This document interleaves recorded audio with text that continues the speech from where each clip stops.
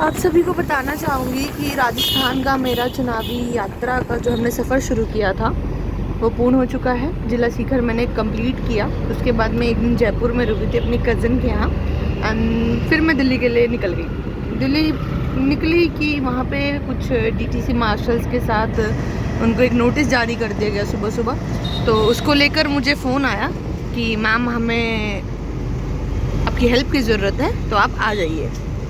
तो जब मैं दिल्ली पहुंची करीब उसके ही 2-3 घंटे बाद मैं उन्हीं के वहाँ चली गई।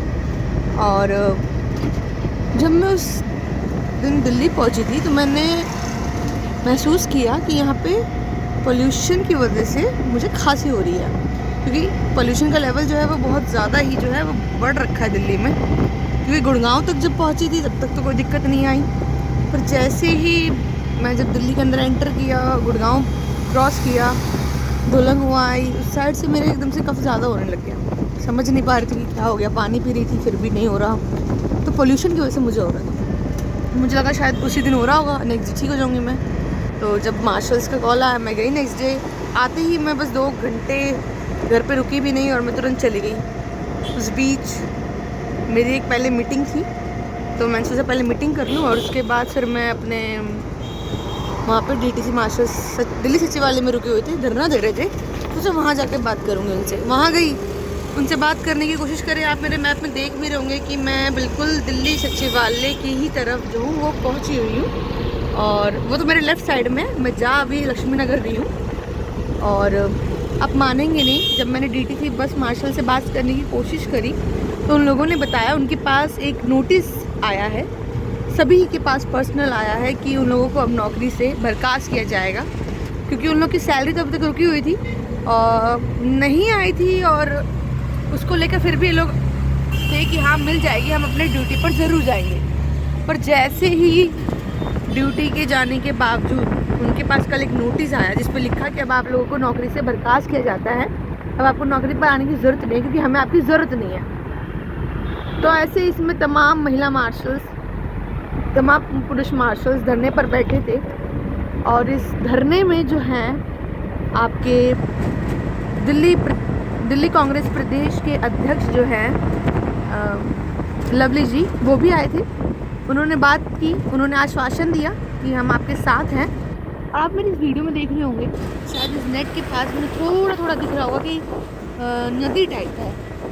ये नदी ही है और यहाँ से ही मुझे इतना ब्लर दिख रहा है क्योंकि प्रदूषण ज़्यादा है दिल्ली में, बहुत ज़्यादा। मुझे लगता है EQ लेवल बढ़ता ही जा रहा है दिन प्रतिदिन। आप देख भी रहे हो उस वीडियो में, बहुत ज़्यादा दिन प्रतिदिन बढ़ रहा है। मैंने अपना फेस कैमरे के आगे इसलिए नहीं ला रही क्योंकि मैंने स्कार्फ लगाया हुआ है और मैंने अपने मुँह कवर कर रखा है, क्योंकि मुझे इस पोल्यूशन से बहुत ज़्यादा मेरे को कफ होने लग जाता है एंड मुझे सूट नहीं कर रहा, मेरा गला बहुत पकड़ रहा है। तो उन तमाम बुजुर्ग, उन तमाम लोगों से, उन तमाम युवाओं से, उन तमाम बच्चों से मेरा आवेदन है कि जो भी घर से निकल रहा है कृपया मास्क लगा के ज़रूर निकले, क्योंकि इस समय जो माहौल आप देख पा रहे होंगे, दिवाली आई भी नहीं उससे पहले इस तरह प्रदूषण का इतना तेज़ी से बढ़ते चले जाना, फैलना लोगों के लिए समस्या खड़ी कर सकता है। आमतौर पर बुज़ुर्ग बहुत परेशान हो जाते हैं, बच्चे परेशान हो जाते हैं। आम सीधी सी बात है, मैं भी परेशान हो रही, कोई ना कोई फील्ड पे उतरना होता है, फील्ड पे जाके लोगों की बात सुननी होती है, इसलिए। और कल जब मैं वापस आ रही थी मार्शल के बाद तो मैंने आशा वर्कर को कवर किया, जो लगातार सोचने वाली बात है कि आशा वर्कर्स लगातार अपना धरना दे रही है। और कल तो करवा चौथ था, करवा चौथ यानी कि महिलाओं का त्यौहार होता है। वो लोग वहाँ बैठ के, आप सोच सकते हैं कि वो लोग वहाँ बैठ के मेहंदी लगा रही थी और मेहंदी लगा रही थी क्योंकि वो कहते हैं हमें टाइम नहीं मिला, हमें सब चीज़ देखना है, मैनेज करना होता है, इसलिए। और इसको धरने में भी इनको लोग को आना होता है। पहले 2 तारीख को इन्होंने 2 अक्टूबर को इन्होंने काला दिवस बनाया, फिर इन्होंने नवरात्रों में इनका व्रत था, फिर भी ये लोग आ रहे थे। और आप अब सोचिए कि दशहरा बनाया, इन्होंने पुतला दहन भी किया और इन्होंने अब कहा है कि हम सरकार का पटाखा फोड़ेंगे।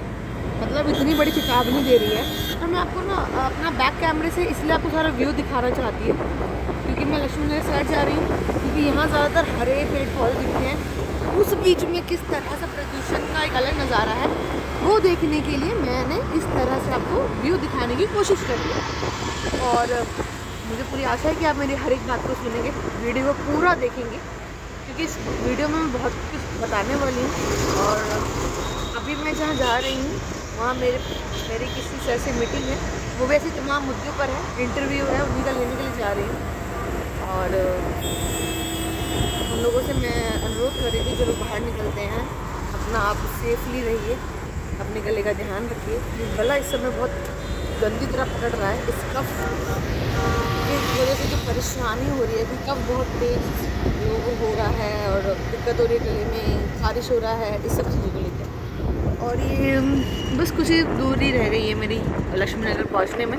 लक्ष्मी नगर आने वाला है एंड देन उसके बाद मेरी मीटिंग है। तो आप सोच सकते हैं कि दिल्ली में प्रदूषण का लेवल हर बार बढ़ता रहता है, पिछले साल के अकॉर्डिंग हर बार फिर बढ़ता रहता है, उसका एक ही लेवल बढ़ता ही रहता है।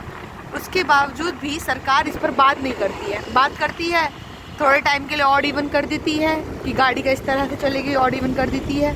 उसके बावजूद फिर अगले साल लोगों को दिक्कत होती है, लोगों को समस्या होती है। एक सेकेंड ना, आप मुझे गेट नंबर 4 पे छोड़ दीजिएगा।